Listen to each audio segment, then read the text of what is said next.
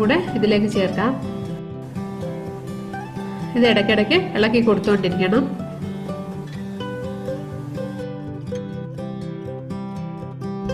ഇപ്പോൾ സവാള നന്നായിട്ട് വഴന്നു വന്നിരിക്കുകയാണ്, ബ്രൗൺ ആയിക്കൊണ്ടിരിക്കുകയാണ്. ഇനി ഇതിലേക്ക് നമ്മൾ എടുത്തു വെച്ചിരിക്കുന്ന പൊടികൾ ചേർത്ത് കൊടുക്കാം. നന്നായിട്ട് ഇതൊന്ന് മിക്സ് ആക്കി കൊടുക്കാം. പൊടികൾ ചേർക്കുമ്പോഴത്തേക്ക് ഫ്ലെയിം കുറച്ച് വെക്കണം, സിമ്മിൽ വെക്കണം. നന്നായിട്ട് പൊടികളൊക്കെ ചൂടാകണം.